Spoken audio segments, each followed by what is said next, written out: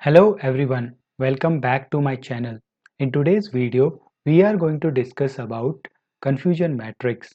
I will explain confusion matrix with help of a 3D visualization, and after watching this video, you won't have any confusion about confusion matrix, F1 score, precision and recall.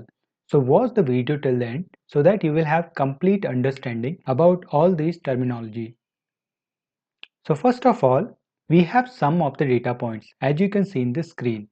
Some of them are green and others are red. Since we are going to understand confusion matrix with a binary type of classification, so we will say some are green and some are not green. And this is our training dataset. Let's plot a decision boundary around the training points. So guys, this is what happens when you train your model. So I have trained a model over here and this has created a decision boundary around these points. So this decision boundary divides your green points and non-green points.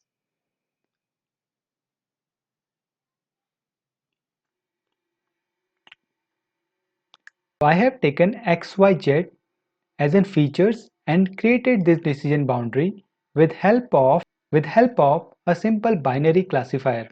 And you can see that how better is this decision boundary to divide all these points.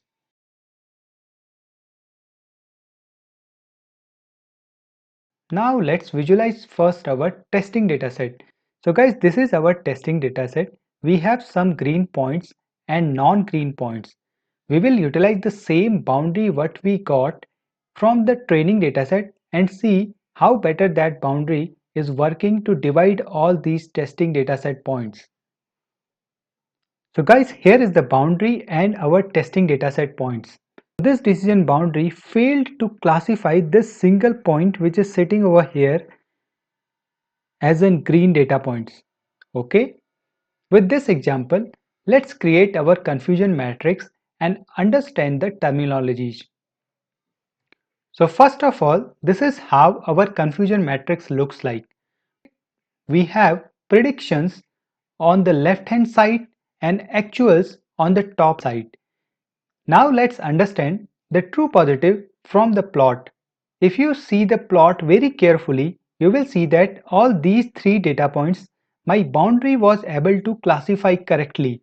Since these three data points are the correct prediction for the testing points, we will write true positive, we will write 3 on top of our true positive. Those points which are positive or belongs to the green class and also classified correctly are called true positive. Points which are incorrectly classified as in green are called the false positive. If you see the plot again, you will see that there is no red point which is actually classified green over here. So you don't have any false positive over here. So let's update our confusion matrix for false positive. Those examples which are actually green but not classified as green are called the false negative. So if you see the plot, there is one green point over here which is not classified correctly.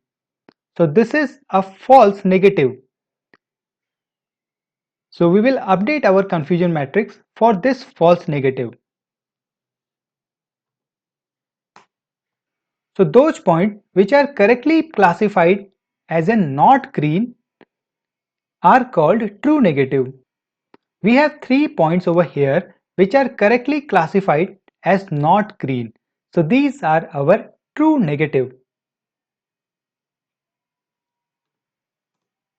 So guys, if you see the matrix very carefully, you will find that all the diagonal terms of this matrix are showing the correct classification. Hence, the accuracy of this model is given by sum of diagonal terms divided by all the terms inside this confusion matrix.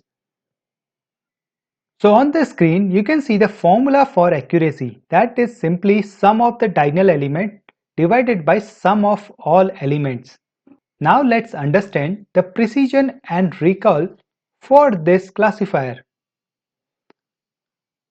So before going to the formula, I will rather take a different approach. So guys, precision comes from predicted. The denominator of precision is always total number of positive predictions or total number of green prediction you have given in this example. If you see this first line, these are all green prediction given by your model.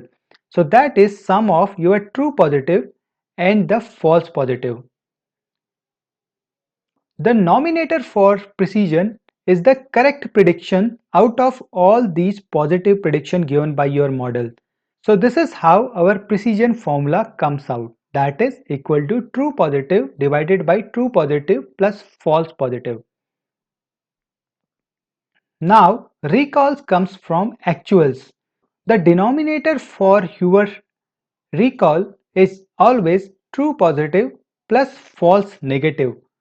So remember guys, these are the actual green points inside your testing dataset, and the nominator of recall comes from the correct prediction given on top of all those actual green points. The simple formula for recall becomes true positive divided by true positive plus false negative. Let's calculate the accuracy for this model. So you will have total sum of diagonal element, which is equal to 6, divided by total sum of element, that is 7. So your accuracy for this model is 85.71%.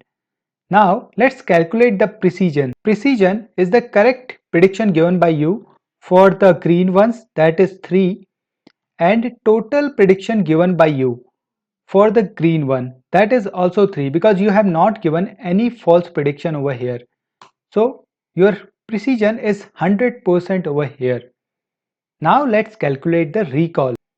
So recall is your correct prediction, that is 3, divided by the total actual green balls in your testing dataset. So that is equal to 3 plus 1, 4.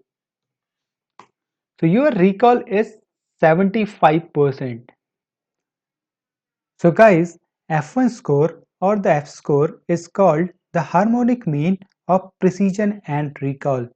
And sometimes in the interviews it's asked that why you take harmonic mean instead of arithmetic mean of precision and recall. So guys, consider a situation where you have very low precision, about 0.01, and very high recall, around 1. So your arithmetic mean over here becomes 0.01 plus 1 divided by 2. So that is equal to 1.01 divided by 2. So that is equal to 0.505. So this is even a very big F1 score. Even though you got very less precision around 0.01, your F1 score is getting very high. But if you will take the harmonic mean, you will realize that the multiplication of these two terms, 0.01 multiplied by 1, penalizes the total value on the nominator.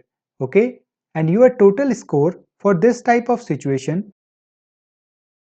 will also become very small, since you are multiplying this small precision with the recall. So your total F1 score becomes very low. So in that way you can create a balance between your precision and recall.